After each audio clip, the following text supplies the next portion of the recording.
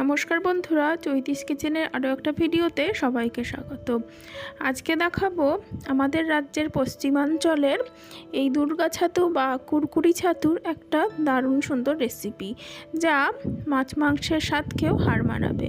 তো চলুন তাহলে ভিডিওটা শুরু করি, সবাই সাথে থাকুন। আমাদের রাজ্যের পশ্চিমাঞ্চলের জেলাগুলো যেমন বাঁকুড়া, পুরুলিয়া বা পশ্চিম বর্ধমান, এই অঞ্চলে কিন্তু এই কুরকুরি ছাতু বা দুর্গা ছাতুটা বেশ জনপ্রিয়। তবে বাঁকুড়ায় কিন্তু এই ছাতুটা বেশি পাওয়া যায়।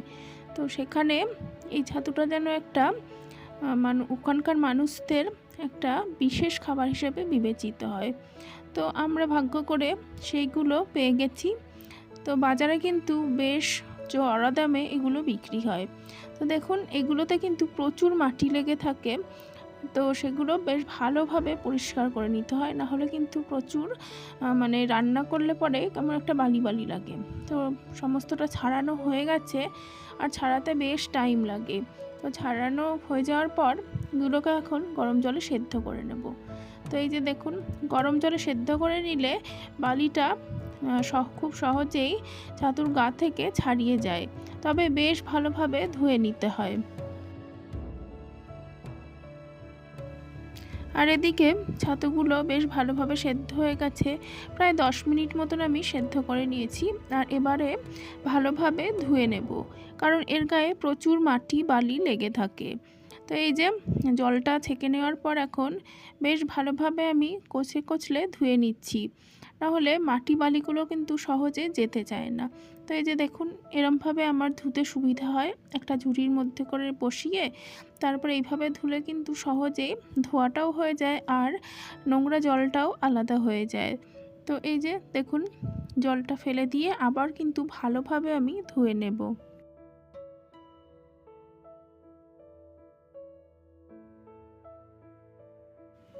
আর ভালোভাবে ধুয়ে নেবার পর এই যে বাটিতে জল ঝরিয়ে নিয়েছি, আর এবারে রান্নাটা শুরু করে দেব। তো রান্নার জন্য দিয়ে দিচ্ছি সর্ষের তেল। আর কেন জানি না, আমার মনে হয় এই রান্নাটা সর্ষের তেলেই ভালো হয়। আর এই রান্নাটা আমি আগেও করেছি, তো তখন শেয়ার করা হয়নি। আর আজকে বেশ অনেক পরিমাণে পেয়েছি, তো ভাবলাম এই রান্নাটা শেয়ার করি আপনাদের সাথে। তো এই যে তেলে গোটা জিরে ফোড়ন দিয়ে তারপরে পেঁয়াজ আর আলুটা ভালোভাবে ভেজে নেব। আলু না দিলেও চলে, সেক্ষেত্রে রান্নার প্রসেসটা একটু অন্য রকম। তো আজকে আমি আলু দিয়ে করছি, সেই জন্য এভাবেই দেখাচ্ছি। তো আলু আর পেঁয়াজটা বেশ ভালোভাবে লাল লাল করে ভেজে নেব, এতে পেঁয়াজের স্বাদটা রান্নায় ভালো আসে। আর আলু আর পেঁয়াজটা ভাজার সময় দিয়ে দিলাম অল্প একটু লবণ দিয়ে ভাজলে তাড়াতাড়ি ভাজাও হয়ে যায়।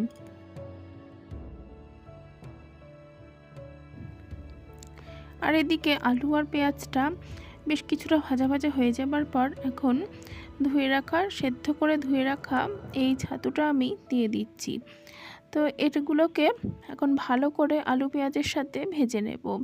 আর এর কিন্তু নিজস্ব একটা পিচ্ছিল পিচ্ছিল ভাব রয়েছে, যাতে করে কিন্তু এই রান্নায় খুব বেশি মশলার দরকার পড়ে না। দিয়ে দিচ্ছি পরিমাণ মতন হলুদটা দিয়ে বেশ কিছুক্ষণ ভালোভাবে ভেজে নেব। এই সমস্ত ধরনের রান্নাগুলোতে যত ভালোভাবে ভাজা হবে, কষানো হবে, তবেই কিন্তু এর স্বাদ ভালো আসবে।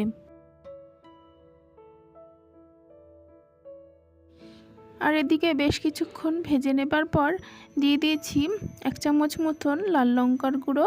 যে যেমন ঝাল পছন্দ করবেন সেরকম দেবেন। দিয়ে দিলাম 1.5 চামচ মতন জিরে ধনের গুঁড়ো, আর আদা, রসুন, টমেটো আর কাঁচা লঙ্কার পেস্ট। এবার সমস্তটা দিয়ে মশলাটা ভালোভাবে কষিয়ে নেব। এই রান্নায় আগেই বলেছি যে মশলাটা যত ভালো কষানো হবে তত এর স্বাদ ভালো আসবে। মশলার বাটি ধোয়া জলটা দিয়ে এবার দিয়ে দেব পরিমাণ মতন লবণ, আর দিয়ে দেব পরিমাণ মতন চিনি। চিনিটা একদমই অপশনাল, না চাইলে দেবেন না, তবে লবণ আর চিনি দিলে রান্নায় স্বাদের ব্যালেন্সটা ভালো আসে। তো এবার সমস্তটা দিয়ে ভালোভাবে আস্তে আস্তে কষিয়ে নেব।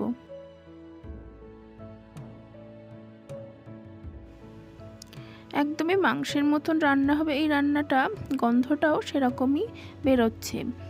তো তো যারা এই ছাতুটা পাবেন অবশ্যই বাড়িতে একবার রান্না করবেন, দারুণ খেতে হয়।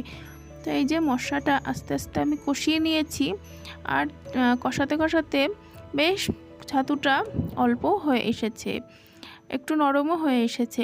তো কষানো হয়ে যাবার পর দিয়ে দিচ্ছি পরিমাণ মতন জল। খুব বেশি জল দেব না, একদমই অল্প গা মাখা ঝোলে এই রান্নাটা হবে, তবে এটা খেতে ভালো লাগবে। তো দিয়ে এবার ভালো করে ফুটিয়ে নেব। আর আগেই বলেছি এই ছাতুটার নিজস্ব একটা পিচ্ছিল ভাব আছে, ঠিক যেরকম আর একটা আমাদের গাটি কচু বা পুঁই শাকে রয়েছে, অনেকটা সেই রকম, যে রান্নার পরে এমনি এগুলো অনেকটা ঝোলটা গাঢ় হয়ে আসে। তো এই যে ঝোলটা ভালোভাবে ফুটে উঠেছে, একটু নাড়িয়ে চাড়িয়ে নিচ্ছি।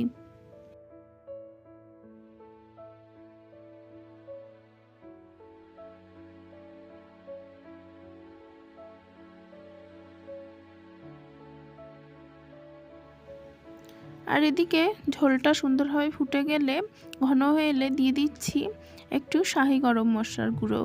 এই শাহি গরম মশলার গুঁড়োটা কিন্তু রান্নায় দারুণ একটা গন্ধ এবং স্বাদ নিয়ে আসে।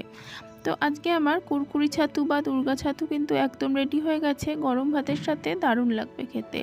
আর এবারে নামিয়ে নিচ্ছি। তো বন্ধুরা, আজকে রেসিপিটা কেমন লাগলো অবশ্যই জানাবেন। রেসিপিটা ভালো লেগে থাকলে অবশ্যই ভিডিওতে লাইক দেবেন, কমেন্ট করবেন, আর অবশ্যই আমার চ্যানেলটি যারা যারা এখনও সাবস্ক্রাইব করেননি সাবস্ক্রাইব করে পাশে থাকবেন। অনেক অনেক ধন্যবাদ বন্ধুরা।